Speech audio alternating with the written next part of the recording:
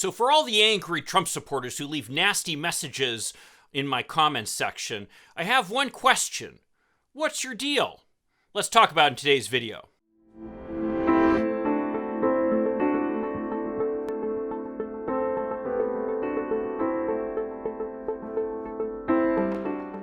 Hi, I'm Mike Greiner. I'm a lifelong Democratic activist who's concerned about the direction our country is taking. If you share my concerns, maybe you could like this video and subscribe to this channel, maybe even click that little bell that will notify you when I post something new.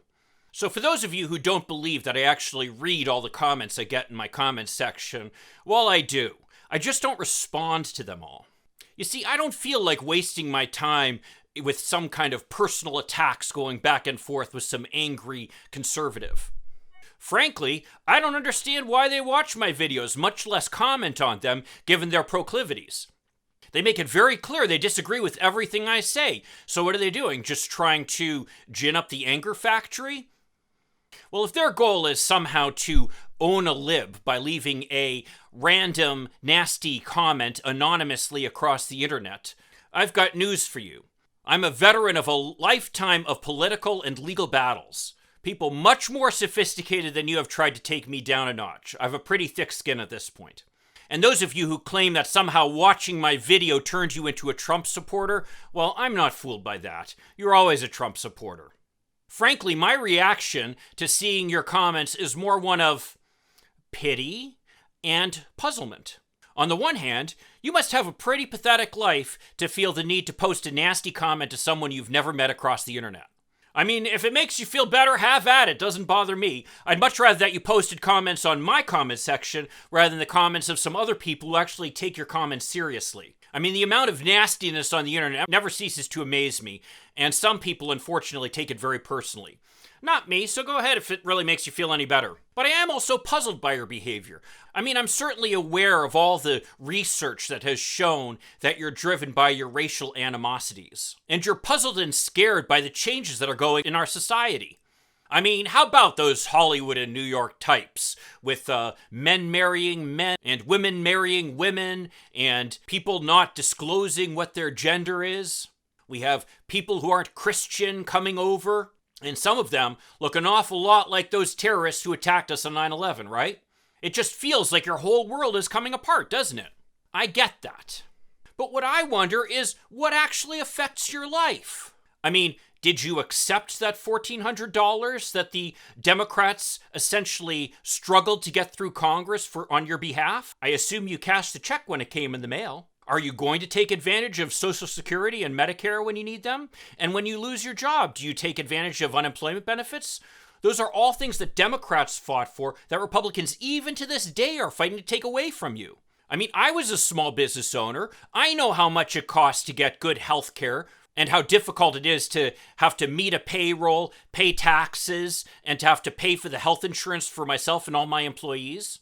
So wouldn't it be nice if some of that burden of the cost of healthcare were taken off your backs? I mean, these are the kinds of things that liberals are in favor of. And I know every time you get your paycheck and you see that tax deduction, it infuriates you. I don't like it any better than you do, frankly. But what should really make you mad about that is the fact that the super rich, people who can afford to jet off into space, aren't paying anything in taxes. I mean, your superstar Trump gave them an even bigger tax break, driving up the national debt and the deficit in the process. Do you want good roads and safe drinking water? I mean, those are the types of things that the Democrats are fighting for in the infrastructure bill that most Republicans oppose. So is this animosity you have toward the changes in society's social structures worth giving up on all these other good things that benefit you personally? I mean, how does a gay couple getting married affect your marriage? It doesn't diminish it. If anything, it makes it more valuable. The fact that gay people are fighting to have the same rights to marry that you have shows just how much marriage is valued in our society even today. I mean, if ever you want to see an example of family values, look at a gay couple who are struggling to make their marriage work and maybe even raise some children to boot. So how does their getting married impact you? But I can tell you what does impact you. The fact that the super rich aren't paying their fair share in taxes, and the fact that Democrats are still trying to fix your roads and give you health care and make sure you have Social Security for retirement.